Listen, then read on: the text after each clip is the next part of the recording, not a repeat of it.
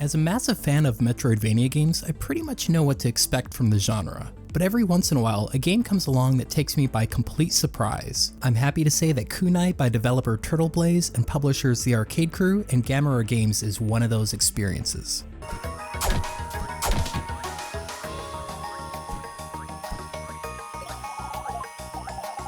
Kunai takes place in a post-apocalyptic world where artificial intelligence sentience reigns supreme. The human race is nearly extinct after the massive robotic takeover led by the dreaded Lemonkus. Some AI seek to make sure these killer robots don't succeed and fight back as the resistance. You take control of Tabby, a sentient AI in the opposition with a tablet for a head wielding a powerful katana. After a quick introduction, you're thrown into this tunneling world, slashing away at enemy robots with your sword.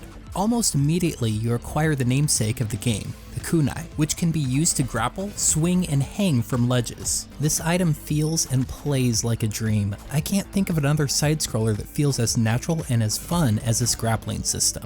It only took seconds to get the hang of it, and in no time, you can pull off seemingly impressive feats. A considerable part of this seems to be in the physics of the Kunai. I was almost always able to achieve what I wanted with the item, making not only combat but exploration a gratifying and immensely entertaining experience. The shoulder triggers are used for the left and right grappling accordingly, and respond at rapid fire pace, making gameplay fast and a genuine joy to navigate. If this were all the items you were given, I feel like this would still be an entertaining experience. However, there are even more weapons and abilities you obtain over time. Similar to other Metroidvanias, each item helps you progress through specific obstacles in the world.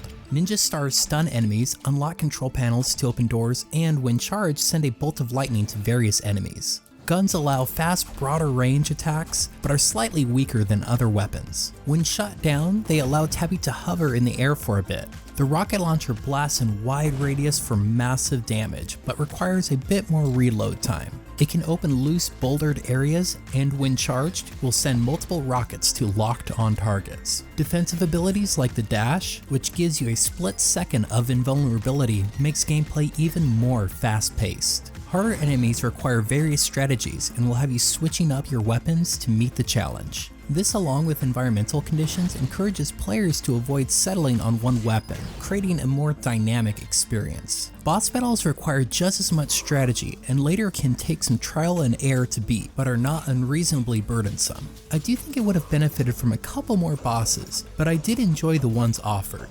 When defeating enemies, they will drop energy to refill your life meter and coins. Damage can at times be devastating, so the constant energy drops are a must to stay alive. With coins, you can purchase new upgrades for yourself at the Tab store. The store is accessed through the in-game Wi-Fi, which is found by several routers scattered through the map.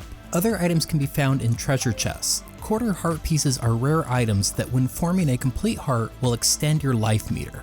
Other items are hats, which are purely cosmetic and change Tabby's headwear. Each section of the map indicates how many treasure chests are left to be discovered, encouraging more exploration. There are also various members of the Resistance that you can talk to, and can be identified by their blue color.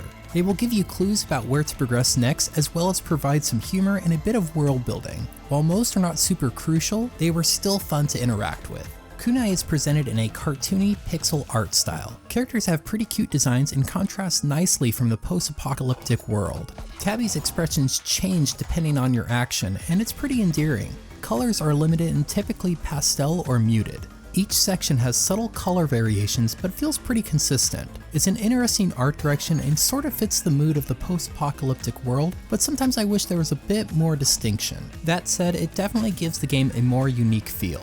Cutscenes are presented after major events in the story, which are fun and sometimes pretty quirky. The soundtrack is a nice blend of synths and ambience, reminding me of David Wise's work. At times, music can feel somewhat calming, but hint at slight tension and unease, which makes a nice pairing for the frantic gameplay. While Metroidvanias typically require a lot of backtracking, Kunai didn't offer that experience. You have the option of doing so for the majority of areas, but for the most part, you are consistently going to new areas with only minor backtracking. This may be why there is no fast travel offered. I can see where this also encourages you to use your kunai and other items more, and thankfully it is continuously entertaining to do so. Still, even though there isn't a lot of backtracking, a warp of some kind would have been a nice addition for the rare occasion where you do have to retrace your steps. The only other issue I really have is that the ending seemed a bit lackluster, but none of these minor gripes took away from much of my experience.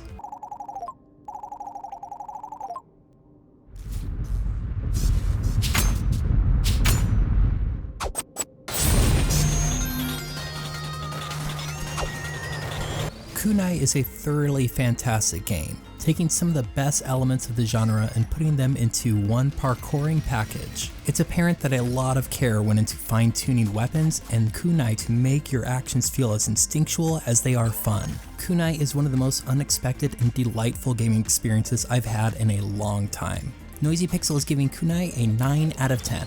Thank you so much for watching. Noisy Pixel is run by a group of gamers who work hard to bring you news, reviews, previews, and more. Please subscribe to keep up with all our future content.